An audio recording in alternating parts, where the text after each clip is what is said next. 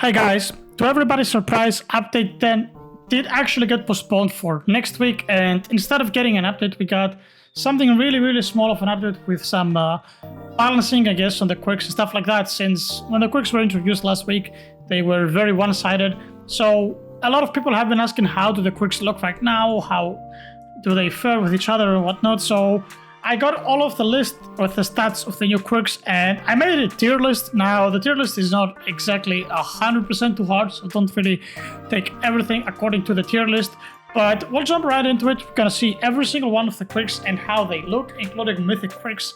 Now, mythic quirks have also drastically changed, so we're gonna have a look at them as well, and this is kind of how things are looking at right now. As you can see at the top of the tier list, we have Boxer just by itself, and that is due to the fact that Boxer is still the best quirk in the game. Single-handedly, it is outshining everything right now in terms of performance, and what it does, as you can see, 550% punch damage, 60% attack speed, and 30% crit, with the only drawback of minus 40% ability damage, which honestly doesn't matter because you want to pair it with a warrior affix, which disables your ultimates anyway, so it doesn't really matter. Now, the reason why it's alone in the S+ tier, because you would normally expect it to be with another quirk that's paired with. You can either pair this thing with Titan or with Celestial.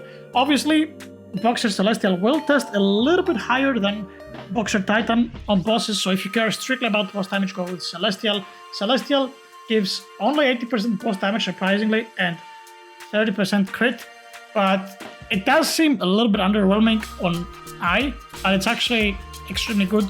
It still tests the best for boss damage, so make sure you keep that in mind. Now, going back to Titan, 250% punch damage on top of that 550 that Boxer would have. Actually no, never mind, what am I saying? 200% critical damage with a 60% crit multiplier, and the drawbacks are losing 40% attack speed, which you gain by the Boxer, you gain 60, so it's kind of fine, and minus 55% ability damage, which again, it doesn't matter because you pair those two with a warrior affix on your skins. So these two are the best combos right now. They outperform anything else. And obviously in the S tier, again, we have the mage build, the mage combination, Black Hole plus Crimson Demon. So these are the stats for both of them. Black Hole has minus 30% punch damage, plus 450% ability damage, 70% ability charge, plus 100% critical strike damage, and 30% crit.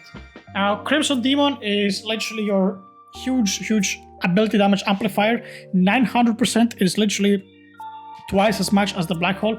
Now, it says minus 25% ability charge. I don't know why that is the thing. Like, why is one plus and why is the other one minus?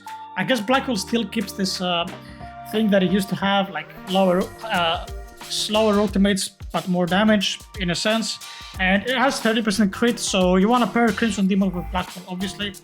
As far as I know, I don't know which one of them pairs better with Celestial.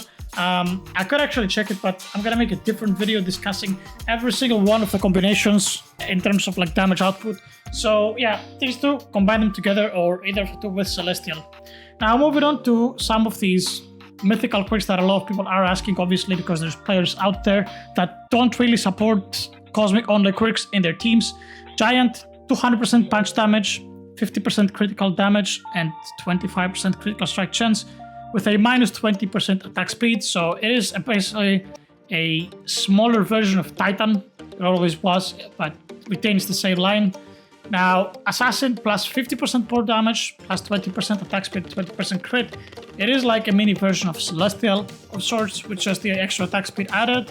And then you have Archmage, 400% ability damage, 20% ability charge, and 20% crit. Now, Archmage obviously literally just a mini version of Crimson Death or Black Hole if you want. Either, I guess, works. It's probably more like Black Hole because it has extra ability charge. And lastly, Sniper, which gives 100% crit damage and 60% crit. Now, the reason why Sniper is absolutely useless anymore is because all of that extra crit doesn't really do anything. I think, like, if they wanted to make this thing competitive, or well, I don't know if competitive is even the right word, it's just like buff its critical damage by 300% or something, because critical strike right now is completely useless, right? you have about 20-25% crit just from your skin affixes, and then you have like 2 quirks. So if you have like 30% of each of the quirks, you get that 100% crit cap, which all of them cosmic ones actually provide. And even if the mythical ones like give 20%, I guess it's kind of valid to make it like 3 times more crit than the rest of the mythics, but it really doesn't do much. Like Sniper is the worst out of all of them. Now that's kind of how they look.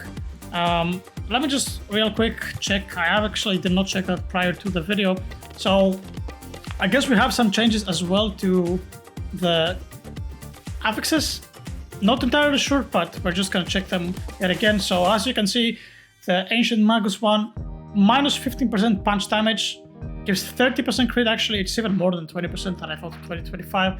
120% overall damage, 300% ability damage, and 12% on charge speed. So that is your mage affix, and then you have your warrior affix, 180% punch damage, 30% crit, 30% attack speed, and 120% damage, with the only drawback of basically disabling your ultimates, which is not that bad considering we have so many negative damage multipliers on Boxer plus Titan. So this guy is still performing extremely good. Now let's have a look at the Godly affix as well. It was, I think it was changed. Yeah, there is some nerfs to the Godly affix as well.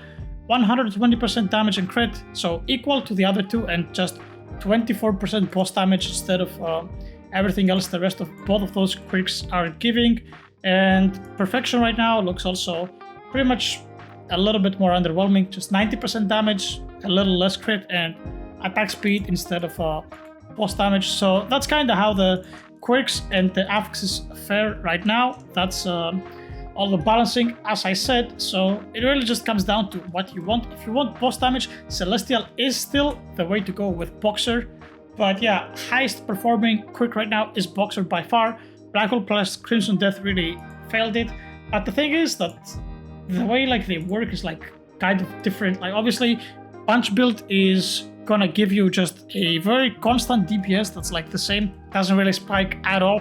With a warrior affixes, it's just like constant damage that's very high, versus like this extremely huge spikes of damage that you will get from your mage builds. So it kind of comes down to what you want, and it can either be better or worse tested on bosses depending on how your ultimate factors. Like if the boss dies right before you charge up like a full team of ultimates with Black Hole and like Ancient Magus, Crimson Death, obviously you are going to be delayed. So you kind of get the point, right? You have to choose. Now they did say that they always wanted to have a mixture of mage plus warrior build to be the best, so maybe that's what they're heading for. But on the contrary, after seeing the numbers from the DPS tests, I've noticed that all of the passives are pretty much close to each other. They're not really that good, so the gap has been bridged, and you can just choose like whatever combination you want to go for. Hopefully we're going to end up with a situation where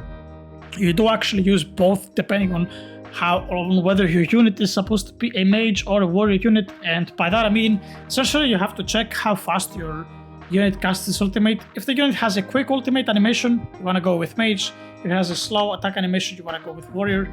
But yeah, we'll see more within the next coming of days. There is some of them that are already out, like some numbers. I will probably make a video based on them, but obviously as people are playing the game more and more, we're gonna figure out what the best combinations actually is. But yeah, that's pretty much it for this quick tier list. Now bye.